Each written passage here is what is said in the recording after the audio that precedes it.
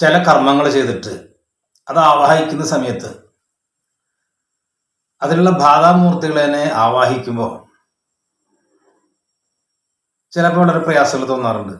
പ്രയാസം തോന്നാൻ ഉദ്ദേശിച്ചത് ഇപ്പൊ ചാത്തനെയാണ് കർമ്മം ചെയ്ത് ആവാഹിക്കുന്നത് വിചാരിക്കാം.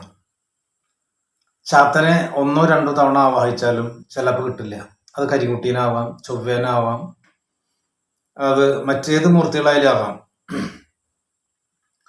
അപ്പോ ഒന്നുകിൽ ചോദിക്കും വല്ല വഴിപാടിന് കൊടുക്കാനുണ്ടോ, അങ്ങനെ കൊടുക്കാന്ന് പറഞ്ഞിട്ട് അത് മുടങ്ങി പോയിട്ടുണ്ട്, കാര്യം നടന്നിട്ട് കൊടുക്കാത്തുണ്ടോ, ചിലപ്പോൾ അങ്ങനെ ഉണ്ടെങ്കിൽ ഉണ്ടായിരിക്കും, അങ്ങനെ തടസ്സം കാണിക്കും. അപ്പൊ അവർ പറയേ അങ്ങനെയില്ല, പിന്നെ എന്തുകൊണ്ടാണ് ഇങ്ങനെ. അപ്പൊ അങ്ങനെ ആ സമയത്ത് നമുക്ക് നോക്കാൻ പറ്റില്ല. കാരണം കർമ്മം ചിലപ്പോൾ തലേദിവസം പിറ്റേ ദിവസം ചെയ്തിട്ട് അല്ലെങ്കിൽ രാവിലെ തൊട്ട് കർമ്മങ്ങൾ തുടർച്ചയായിട്ട് ചെയ്തുകൊണ്ടിരിക്കുന്നതാ. അപ്പൊ അതിന് ഏകദേശം ഒരു 4 മണി 5 മണി സമയത്തൊക്കെയാണ് ആവാഹിക്കുക. കാലത്ത് ഒരു 9 മണി 10 മണിക്ക് തുടങ്ങിയിട്ട് 10 മണിക്ക് മുന്നേ തുടങ്ങും. അപ്പൊ അത്രയും സമയം കർമ്മങ്ങൾ, വിവിധ തരം ഹോമകർമ്മങ്ങളെ ചെയ്യാം. എന്നിട്ട് ഇത് ആവാഹിച്ചിട്ട് കിട്ടാത്ത എന്താ? അപ്പൊ അപ്പോഴാണ് ഞാൻ പറഞ്ഞ വഴിപാടിന്റെ കാര്യം ഉണ്ടാവും നോക്കുക. അല്ലെങ്കിൽ അങ്ങനെ അതും ശരിയാവില്ല വെച്ചെങ്കിൽ പിന്നെ എന്തുകൊണ്ടാണ് ഇത് ഒഴിഞ്ഞു പോരാത്ത എന്ന് നോക്കിക്കഴിഞ്ഞാൽ ചിലപ്പോ മറ്റു മൂർത്തികളിൽ മൂർത്തി അതെല്ലാം വായിക്കുന്നല്ലേ, അതിലൊരു ഗുളികന്റെ സാന്നിധ്യം ഉണ്ടാകും. ഗുളികൻ എന്ന് പറഞ്ഞാല് അവിടെ ഉദ്ദേശിക്കുന്ന അദ്ദേഹത്തിന്റെ ഉപാസന ചെയ്തു കൊണ്ടുവന്നിട്ടുള്ള ഗുരുമുത്തച്ഛന്റെ സാന്നിധ്യം കാണിക്കും. അത് ഈ മൂർത്തിയിലായിരിക്കും, കർമ്മം ചെയ്യുമ്പോൾ ഈ മൂർത്തിയിലായിരിക്കും ഉണ്ടാകുക. ഇപ്പൊ ചാത്തനാവട്ടെ, ചൊവ്വയാവട്ടെ, കരിങ്കുട്ടി, വീരഭദ്രനോ ഏത് മൂർത്തികളായാലും അതിനോട് ബന്ധപ്പെട്ടിട്ടാണ് നിൽക്കുക. അപ്പൊ ഈ ചാത്തനെ മാത്രം ആവാഹിക്കുമ്പോൾ മറ്റാളെ പിന്നാക്കം പിടിച്ച് വലിച്ച് ഇങ്ങനെ നിൽക്കും. അപ്പൊ അതിനനുസരിച്ച് തന്നെ ചിലപ്പോ ഈ ചാത്തന്റെയാണ് ശനി ആവാഹിക്കുന്നത് വെച്ചെങ്കിൽ ശനി 6-ലോ 8-ലോ അല്ലെങ്കിൽ ശനി 6-ലോ 8-ലോ 12-ലോ ആ രൂപത്തിലെ പോവുക, അനുകൂലമായിട്ട് വരില്ല. അപ്പൊ അങ്ങനെ ഉണ്ടെന്ന് തോന്നി കഴിഞ്ഞാല്, എന്നാൽ ഈ ചാത്തന്റെ ബാധാദോഷങ്ങളെ ചാത്തനോട് കൂടി നിൽക്കുന്നതായ ഈ ബാധാദോഷങ്ങൾ ആവാഹിക്കുമ്പോൾ ചാത്തനോട് കൂടി നിൽക്കുന്നതായ ആ ഗുരുപ്രേതത്തിന്റെ ദോഷങ്ങൾ തീരട്ടെ എന്ന് പറഞ്ഞ് അതിനൊന്നുകിൽ ഒരു നാണയോ അല്ലെങ്കിൽ പ്രത്യേക ഒരു പ്രതിമയോ വെച്ചിട്ട് ആവാഹിച്ച് അതിനെ മാറ്റിക്കഴിഞ്ഞാൽ ചിലപ്പോൾ പെട്ടെന്ന് പിന്നീടുള്ള വിഷ്ണുമായനെ പിടിക്കാൻ സാധ്യമാകും. അല്ലെങ്കിൽ ഏതാ മൂർത്തി വെച്ചെങ്കിൽ അപ്പൊ അതിന്റെ ഉപാസകൻ ജീവിച്ചിരിക്കുമ്പോൾ ഒരു ഉപാസകൻ എന്നുള്ളതിൽ മരണപ്പെട്ടു പോയിരിക്കുന്ന പ്രേതാത്മാവായി. പക്ഷെ വേറെ കാര്യം എന്താന്ന് പറഞ്ഞാല് വളരെയധികം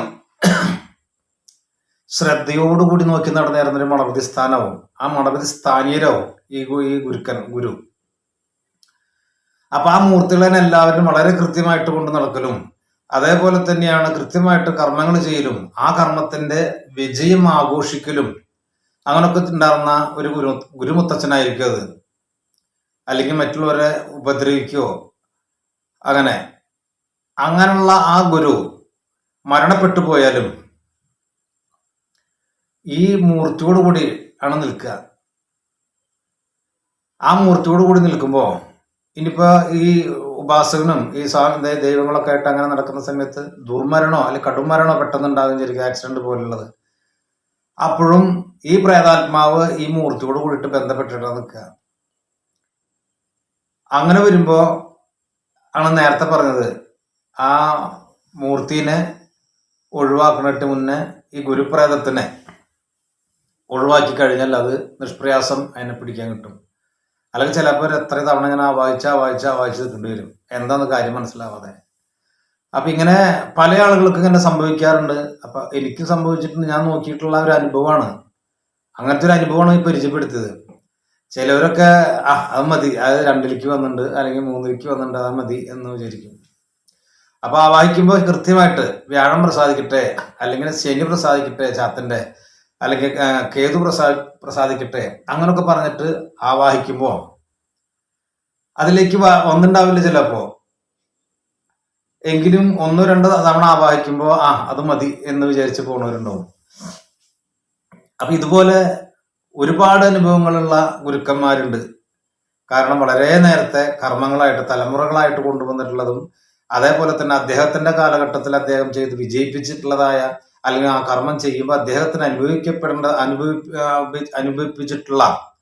അനുഭവിച്ചിട്ടുള്ളതായ ദുരിതങ്ങൾ അല്ലെങ്കിൽ ആ ദുരിതത്തിൽ നിന്ന് വന്നിട്ടുള്ളതാണ് അദ്ദേഹത്തിന്റെ പാഠം, ആ അറിവ് അത് ഒരുപാടുണ്ടായിരിക്കും. അതേപോലെ ഒരുപാട് ഗുരുക്കന്മാർക്ക് ഉണ്ടായിരിക്കും. അപ്പൊ നമ്മൾ സാധാരണ വീട്ടിലിരുന്നിട്ട് ഒരു ചരടുണ്ടാക്കലോ അല്ലെങ്കിൽ ഭസ്മം ഇട്ടുകൊടുക്കലോ ഒരു നാളികരെടുത്ത് ഒഴിയിലോ അല്ലെങ്കിൽ ഒരു നാക്കല ഒഴിയിലോ അതിൽ ചിലപ്പോൾ ഇതൊന്നും കണ്ടുകൊള്ളണമെന്നില്ല. വിസ്തരിച്ച് കർമ്മം ചെയ്ത് വിസ്തരിച്ച് കർമ്മം ചെയ്തിട്ട് ആ മൂർത്തികളെ ഒറ്റയ്ക്കായിട്ട് ആവാഹിച്ചെടുക്കുമ്പോഴാണ് ഇതിന്റെ ദുരിതങ്ങൾ അറിയാം. അല്ലെങ്കിൽ ഒപ്പം ഒഴിവ് നോക്കണം. ചാത്തന്റെ ബാധാദോഷങ്ങള് വിട്ടുമാറിയിട്ടുണ്ടെങ്കിൽ ശനി പ്രസാദിക്കട്ടെ, അല്ലെങ്കിൽ ചൊവ്വയുടെ കാളി അല്ലെങ്കിൽ ചൊവ്വ ഇതിന്റെ ബാധാദോഷങ്ങൾ വിട്ടുമാറിയെങ്കിൽ ചൊവ്വ പ്രസാദിക്കട്ടെ. അങ്ങനൊക്കെ പറയുമ്പോൾ അതിലേക്ക് എത്തിയില്ലാച്ചെങ്കിലാണ് വീണ്ടും ചിന്തിക്കേണ്ടി വരുന്നത്. അപ്പൊ അങ്ങനെ പല അനുഭവമുള്ള ഗുരുക്കന്മാരുണ്ട്. അപ്പൊ എൻ്റെ ഒരു അനുഭവം ഞാൻ പരിചയപ്പെടുത്താം. വേദമന്ത്ര യൂട്യൂബ് ചാനലിലേക്ക് എല്ലാ മാന്യ പ്രേക്ഷകർക്കും സ്വാഗതം. ഞാൻ സത്യൻ മുളയമുടത്ത്. ഒരുപാട് അനുഭവങ്ങൾ ഉള്ളതാ കർമ്മമായിട്ട് ബന്ധപ്പെട്ടിട്ട്. കാരണം നമ്മുടെ വീട്ടിൽ നിന്ന് മാറി മറ്റൊരു നാട്ടിൽ പോയിട്ട് ആരുടെയും തുണയില്ലാതെ ഒറ്റയ്ക്ക് നിന്ന് പൊരുതി കയറുക എന്ന് പറയുന്ന പോലെ അങ്ങനെ വരുമ്പോൾ നമ്മൾ പലതിനെയും നമ്മൾ തരണം ചെയ്തിട്ട് നീങ്ങേണ്ട, അല്ലെങ്കിൽ പലതിനെയും നമ്മൾ എതിർത്തിട്ട് നീക്കേണ്ട ഒരു അവസ്ഥ ഉണ്ടാവും. അപ്പൊ നമുക്കൊരു സീറ്റ് കിട്ടാത്തോടത്ത് അല്ലെങ്കിൽ നമ്മുടെ സീറ്റിൽ നിന്ന് നമ്മൾ തള്ളി പുറത്താക്കുമ്പോൾ എങ്ങനെയായിരിക്കും നമ്മൾ അവിടെ പിടിച്ചിരിക്കാനായിട്ട് നോക്കുക? നമ്മൾ അതേപോലെ തന്നെ തള്ളും. അപ്പൊ ഈ ദുരിതങ്ങൾ അല്ലെങ്കിൽ ഇതേപോലെ ബുദ്ധിമുട്ടുള്ളവരൊക്കെ നേരിട്ട് നമുക്ക് അനുഭവങ്ങൾ മറ്റുള്ളവർ തണലല്ലാതെ നമ്മൾ നേരിട്ടിട്ടാണ് പിന്നെ കർമ്മങ്ങൾ ചെയ്യാൻ. ആ അനുഭവം ആണ് നമുക്ക് മറ്റുള്ളവർക്ക് പറഞ്ഞു കൊടുക്കാൻ കഴിയണത്. അത് നല്ല മനസ്സുണ്ടെങ്കിൽ മാത്രം. അല്ലെങ്കിൽ മറ്റു രക്ഷപ്പെടരുത്. ഞാൻ അനുഭവിച്ചു എൻ്റെ ഈ കുറുക്ക് വഴി അല്ലെങ്കിൽ ഞാൻ അനുഭവിച്ചിട്ടുള്ള മറ്ററിയാൻ പാടില്ല, കാരണം നന്നായുള്ളൂ എന്ന് വിചാരിക്കും. അത്തരം ഇടുങ്ങിയ മനസ്സില്ലാത്തവരാരെങ്കിലൊക്കെ ഉണ്ടെങ്കിൽ പരിചയപ്പെടുത്തും. എനിക്ക് ഒരു കർമ്മം, ഒരു പൂജ വന്ന് നോക്കുമ്പോൾ ആ പൂജ വന്നിട്ടുള്ള ചെയ്യാൻ പറഞ്ഞിട്ടുള്ള വ്യക്തി അദ്ദേഹം ഒരുപാട് കാശുണ്ടായിരുന്നൊരു വ്യക്തിയാണ്. ഇന്ന് ഒന്നുമില്ലാത്തൊരവസ്ഥയല്ല. ആ പൈസ ഉണ്ടായിരുന്ന സമയത്ത് ഒരുപാട് പൈസ ഓരോ ആളുകളും കൊണ്ടുപോയി അവരൊക്കെ സാപ്പിട്ടു. അതൊക്കെ അവർ അനുഭവിച്ച് തീർത്തു, തിരിച്ചു കൊടുക്കണില്ല. അപ്പോൾ അങ്ങനെ എന്നോട് പറയുന്ന വ്യക്തിയുടെ അദ്ദേഹത്തിനാണ് പൂജ. അപ്പൊ അദ്ദേഹം പൈസ വാങ്ങിച്ചിട്ടുള്ള കുറെ ആളുകളൊക്കെ എതിർക്കുണ്ടായി തന്നെയല്ല, അദ്ദേഹത്തിന് ലക്ഷങ്ങള് നഷ്ടപ്പെടുന്നൊരവസ്ഥ ഉണ്ടായി. സ്നേഹിച്ചവരും അല്ലാത്തവരും അടുപ്പക്കാരും അടുപ്പില്ലാത്തവരും ശരിക്കും വെച്ചുപോയി. അദ്ദേഹത്തിന് ഉള്ള പൈസ ഒക്കെ ഈ ചെലവഴിച്ചിട്ടും പോയി, മോഷ്ടിച്ചിട്ടും പോയി. അങ്ങനെ വിഷമമായിട്ടിരിക്കുന്ന സമയത്താണ് അവർ വിളിച്ചു പറയണം എനിക്ക് ഇന്നമാതിരി ദോഷങ്ങളുണ്ട്, ഞാനൊരു സ്ഥാപനം നടത്തുന്നുണ്ട്, ആ സ്ഥാപനം വളരെ മോശമായിട്ട് പോണത്. അപ്പൊ എന്താണ് അതിന്റെ പിന്നിലുള്ളതെങ്കിൽ, അല്ലെങ്കിൽ എന്തുകൊണ്ടാണ് അങ്ങനെ വരുന്നതെങ്കിൽ അതിനൊന്ന് തീർത്തു തരണേ എന്ന് പറഞ്ഞിട്ട് വിളിച്ചു. അപ്പൊ അതിനനുസരിച്ച് നോക്കി, ശക്തമായിരിക്കുന്ന മൂർത്തികളുണ്ട്, അതുണ്ട്, ഇതുണ്ട്, എല്ലാം പറഞ്ഞു. അങ്ങനെ കർമ്മങ്ങൾ ചെയ്യുക.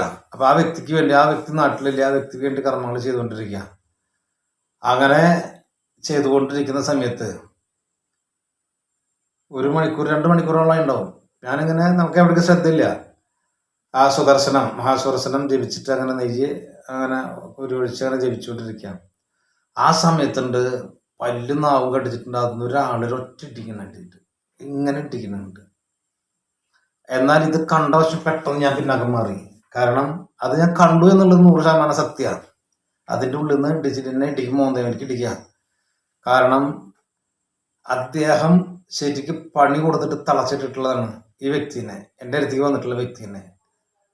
പണി കൊടുത്തെന്ന് പറഞ്ഞാൽ എന്തോ ഇടപാടൊന്നും അറിയില്ല. പണി കൊടുത്തിട്ട് ഒരു കാരണവശാലും ആ വ്യക്തി നന്നാവാൻ പാടില്ല, അങ്ങനെ വിചാരിച്ചിട്ടാണ് ഇദ്ദേഹം മരിച്ചു പോയിട്ടുള്ളത്. അത് എനിക്കറിയില്ല. പക്ഷെ കർമ്മം ചെയ്തുകൊണ്ടിരിക്കുന്ന സമയത്ത് ഇതിൻ്റെ ഉള്ളിൽ നിന്ന് പല്ലും നാവും കട്ടിച്ചിട്ട് ഒരു വയസ്സായിട്ടുള്ള മുഖമാണ്, നരച്ചിട്ടുള്ള മുടികളും താടിയൊക്കെ നരച്ചിട്ടുണ്ട്. അദ്ദേഹം ഇടിക്കുന്ന എന്നെ പിടിച്ചിട്ട് ഹോമകുണ്ടത്തിന് അതുകൊണ്ടാണ് ഇങ്ങനെ തീരുന്നിട്ട് നാളി കത്തുക. അപ്പം അങ്ങനെ ഇത് കണ്ട വശം പെട്ടെന്ന് തല വലിച്ചു. കാരണം നമ്മൾ ആരായാലും അപ്രതീക്ഷിതമായിട്ടോ അല്ലെങ്കിൽ പ്രതീക്ഷിച്ചിട്ടോ പെട്ടെന്ന് എന്തെങ്കിലും നമ്മുടെ നേർക്ക് വന്നാൽ, അല്ലെങ്കിൽ കൈ ഒഴുകി, അല്ലെങ്കിൽ വേറെ എന്തെങ്കിലും വല്ലൊരു ഇല നമ്മൾ ഒരു റോട്ടിലൂടെ പോകുമ്പോൾ കണ്ണിൻ്റെ അടിക്ക് വരുമ്പോഴേ നമുക്കറിയാം എങ്ങനെയും നമ്മൾ ഒഴിഞ്ഞു മാറും. അങ്ങനെ പെട്ടെന്ന് ഒഴിഞ്ഞു മാറി. ഇതെന്തെങ്ങനെയെന്ന് വിചാരിച്ചിട്ട് അപ്പോഴേക്ക് മനസ്സിലായി, ഞാൻ ഊഹിച്ചു. കാരണം ഇദ്ദേഹമാണ് മെയിനായിട്ടുള്ള ആള്, അദ്ദേഹത്തിന് തൊടാൻ പാടില്ല. അതുകൊണ്ടാണ് ആ കലിപ്പാണ് എന്നോട് കാണിച്ചതെന്ന് മനസ്സിലായി. അങ്ങനെ കർമ്മങ്ങൾ ചെയ്തു.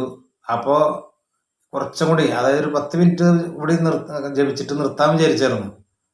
അതൊരു അരമണിക്കൂറിൽ നേരെ പിടിച്ചോണ്ട് അങ്ങനെ അങ്ങോട്ട് ജപിച്ച് എന്തിനു പറയണോ, ഇദ്ദേഹത്തിനെ ബന്ധിച്ചു. അവസാനം ബന്ധിച്ചു. കാരണം ബന്ധിച്ചില്ലെങ്കിൽ ആ വ്യക്തിക്ക് വിഷമാണ്, എനിക്ക് വിഷമാണ്.